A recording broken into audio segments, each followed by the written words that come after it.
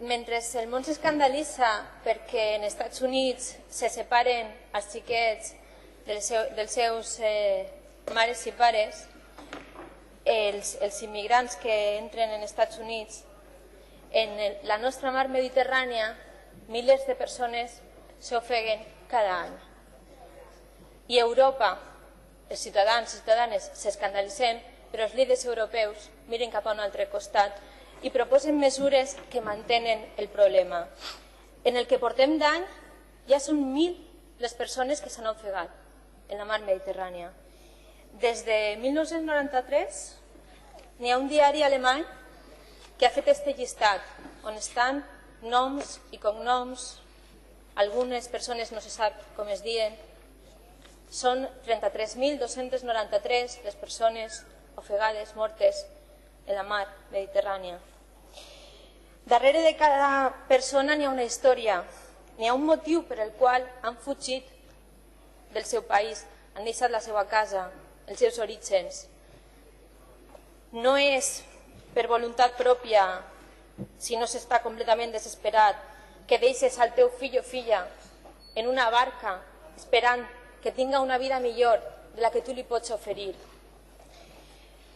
Darrere n'hi ha històries de violacions, maltractaments. Les dones són les que més pateixen agressions sexuals en aquest recorregut que tenen que fer. En aquesta ruta migratòria, la del Mediterrani, que és coneguda com la més perillosa del planeta ara mateix, la més perillosa del planeta. Efectivament, s'ha convertit en una gran fossa comú. Mentre, com dia, els estats europeus no han volgut reaccionar, miren cap a un altre costat, fan propostes que aprofundixen en el problema. Es parla molt ara dels CIEs. Nosaltres hem demanat el seu tancament així a les Corts Valencianes perquè no entenem que persones innocents que no han comès cap delicte per una qüestió administrativa tinguin que estar tancats, empresonats, com si foren delinqüents, i no ho són. No ho són.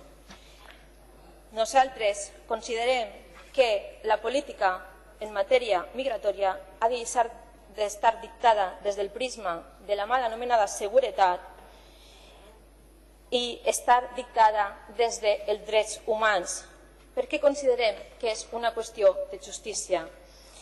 Ha de canviar aquesta política.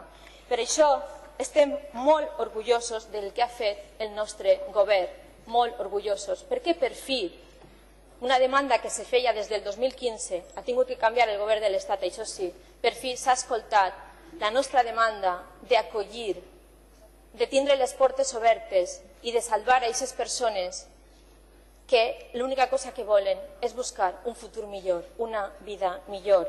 I s'ha demostrat que el nostre territori, el País Valencià, és una terra solidària, és una terra d'acollida. Milers de persones han demanat formar part d'aquest acolliment que s'ha institucionalitzat i s'ha gestionat d'una manera molt correcta, que n'hi ha que destacar. La qüestió és que queda molt per fer i aquest exemple que s'ha donat ens agradaria també que es traslladara a nivell estatal i a nivell europeu, perquè a més encaixa perfectament en el que demanda l'informe CEA de les mesures que s'han d'adoptar, perquè queda molta gent per salvar, molta gent que està encara esperant el nostre ajut. Jo per això li pregunte com valora el Consell la resposta institucional davant l'emergència humanitària que es viu a la Mediterrània. Gràcies.